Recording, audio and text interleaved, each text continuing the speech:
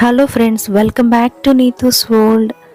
Last Sunday మా husband ఎప్పుడు cook చేయని వ్యక్తి చికెన్ కర్రీ చేస్తానని చెప్పి అన్నారనమాట. సో ఆయన చేసిన చికెన్ కర్రీకి కాంబినేషన్గా నైట్ డిన్నర్కి నేను కోకోనట్ రైస్ ప్రిపేర్ చేద్దామని చెప్పి అనుకున్నాను. సో అందుకని రెసిపీని ఈ వీడియోలో మీకు చూపిస్తానండి. రెసిపీ చూసే ముందు ఫస్ట్ మీ అందరూ అయితే కూడా వీడియోకి ఒక లైక్ అయితే చేయండి. లైక్ మర్చిపోతున్నారు, సో లైక్ చేయండి. నెక్స్ట్ వీడియోలోకి డైరెక్ట్గా వెళ్ళిపోదామండి.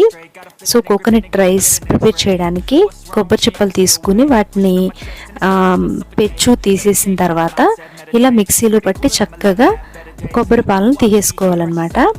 సో తీసిన కొబ్బరి పాలని అలా నేను ఏ విధంగా అయితే వడగొడుతున్నానో అట్లా ఫిల్టర్ చేసుకోవాలన్నమాట. ఆ కొబ్బరి పిప్పి ఉంటుంది కదా, ఫైబరు, అదంతా కూడా సపరేట్ చేసి అట్లా గరిటతో అయితే బాగా ప్రెస్ చేస్తే ఈజీగా వస్తుంది అనమాట. కొబ్బరి పాలని తీసుకుని ఒక గిన్నెలో పెట్టుకోవాలి. ఇప్పుడు ఒక కుక్కర్ని తీసుకుని దాంట్లో కొంచెం ఆయిల్ యాడ్ చేసుకోవాలండి.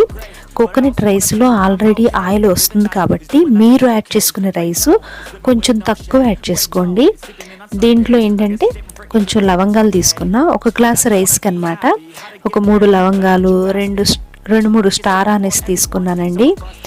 నెక్స్ట్ ఇవి జాజికాయలు, బిర్యానీ ప్యాకెట్ డైరెక్ట్గా తీసేసుకున్నాను. దాంట్లో ఉన్న ఐటమ్స్ అన్నీ కొంచెం తక్కువగా యాడ్ చేసుకుంటున్నాను. ఇది జాజి పువ్వు, దాల్చిన చెక్క 2 ముక్కలు తీసుకున్నానండి. బిర్యానీ ఆకులు ఏదో నా చేతికి వచ్చినని తీసుకున్నాను. యాక్చువల్గా 2-3 అయితే సరిపోతాయి. ఇలాచి ఒక 3 తీసుకున్నానండి. సో ఇవన్నీ కూడా ఆయిల్లో యాడ్ చేసిన తర్వాత చక్కగా గరిటతో తిప్పుతూ ఫ్రై చేసుకోవాలి. ఇదంతా కూడా సిమ్లో పెట్టుకుని కుక్ చేసుకోవాలండి. అప్పుడైతేనే చక్కగా వేగుతాయి, మాడిపోకుండా ఉంటాయి, బాగుంటుంది టేస్ట్ కూడా. సో దీంట్లో షాజీరా ఒక 1/2 స్పూన్ యాడ్ చేశానండి. ధనియా పౌడరు ఫుల్ స్పూన్ అయినా యాడ్ చేసుకోవచ్చు, పర్లేదు. ధనియా పౌడరు ఇవన్నీ కూడా సిమ్లోని పెట్టి మంచిగా ఫ్రై చేసుకోవాలి. నెక్స్ట్ ఒక 2 ఉల్లిపాయలు ఇలా నిలువుగా కట్ చేసుకుంటే రైస్లోకి మనకి నోటికి తగులుతూ చాలా టేస్టీగా అనిపిస్తుంది. 2 పచ్చిమిర్చి కూడా చీలికలు కట్ చేసుకుని వేసుకున్నాం అనమాట. ఇవన్నిటిని కూడా మంచిగా గోల్డెన్ బ్రౌన్ వచ్చేంత వరకు వేయించాలి. అది అల్లం వెల్లుల్లి పేస్ట్ అనమాట, అది కూడా వేసుకుని మంచిగా ఫ్రై అవ్వనివ్వాలి.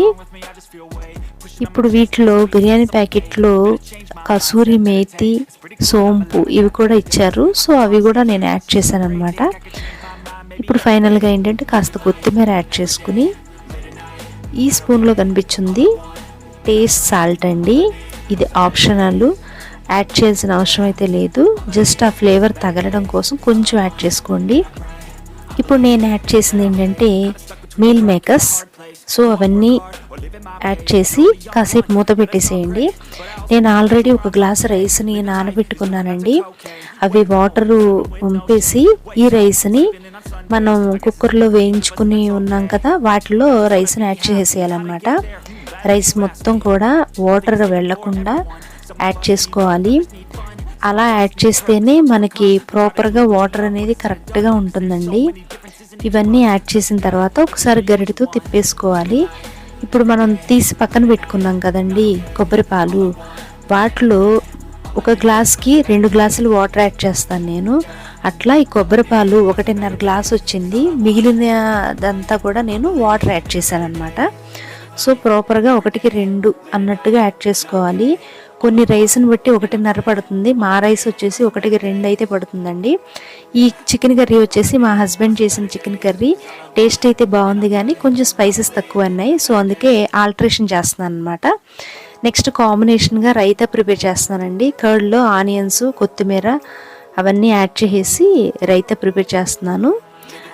కాంబినేషన్గా చికెన్ చాలా తక్కువ ఉంది కదా, అందుకని. ఇప్పుడు మనకి ప్రాపర్గా కోకోనట్ రైస్ అయితే అయిపోయిందండి. ఫస్ట్ జోహికి అయితే టేస్ట్ చూపిద్దాము. అసలు చేసే అంతసేపు కూడా ఆకలేస్తుంది ఎప్పుడో ఇద్ది అని చెప్పి ఎదురు చూస్తూ ఉన్నాడండి. వైట్ రైస్ కూడా తిననన్నాడు. మా అబ్బాయికి ఇలాంటి ఏమైనా స్పెషల్ రైస్లు చేసామంటే మంచి ఇంట్రెస్ట్గా తింటాడనమాట. సో అందుకని జోహి ప్లేట్ ఇది మోటు పట్టులో ఉంది కదా, ఆ ప్లేటు జోహి టేస్ట్ చేసి ఏం చెప్తాడు అనేది చూద్దామండి. పాపం చాలా ఆకలిగా ఉన్నాడనమాట. ఎప్పుడు పెడతారా, ఎప్పుడు తిందామా అని చూస్తున్నాడు.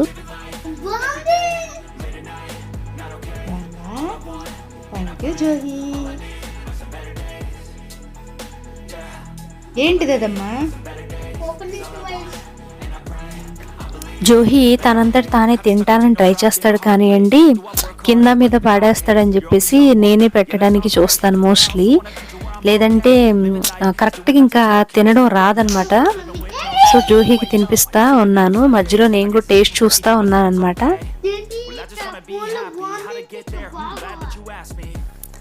ఇక్కడ మా హస్బెండ్ ఆయన చేసిన చికెన్ కర్రీని ఒకసారి చూసుకుంటున్నారు.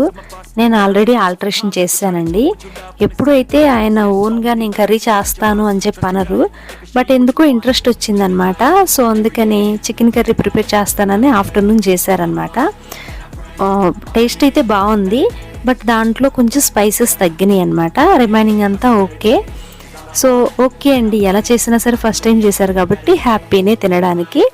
సో అందుకని ఏంటంటే ఆయన కర్రీని ఒకసారి నేను ఆల్టరేషన్ చేశాను, కొంచెం స్పైస్ తగ్గిందని చెప్పి. నెక్స్ట్ దానికి కాంబినేషన్గా కోకోనట్ రైస్ ఉంటే బాగుంటుంది కదా అని చెప్పి నేను ప్రిపేర్ చేశా. సో ఏమంటారో చూద్దాం.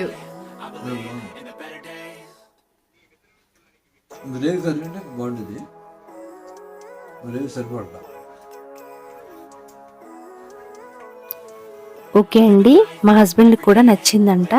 జోహిత్కి అయితే చాలా బాగా నచ్చింది. నేను కూడా తిన్నానండి, బాగుంది. కోకోనట్ రైస్ ఎలా చేసినా బాగుంటుందండి, ఎందుకంటే కొబ్బరి కర్రీస్లో వేసిన, చట్నీస్లో వేసిన టేస్ట్ సూపర్గా ఉంటుంది. మీరు కూడా ఇలా ఒకసారి ప్రిపేర్ చేసి మీకు ఎలా వచ్చింది అనేది కామెంట్ సెక్షన్లో కామెంట్ చేయండి అండి. చాలామంది న్యూ మెంబర్స్ చూస్తున్నారు బట్ సబ్స్క్రైబ్ చేసుకోవట్లేదు. ప్లీజ్ అండి సబ్స్క్రైబ్ చేసుకోండి, నాకు సబ్స్క్రిప్షన్ పెరుగుతుంది. ఇంకా మీకు ఇది కోకోనట్ రైస్ వీడియో ఎలా అనిపించింది అనేది కామెంట్ సెక్షన్లో కామెంట్ చేయండి. ఇంతవరకు వాచ్ చేసినందుకు థ్యాంక్ యూ సో మచ్ అండి. Thank you.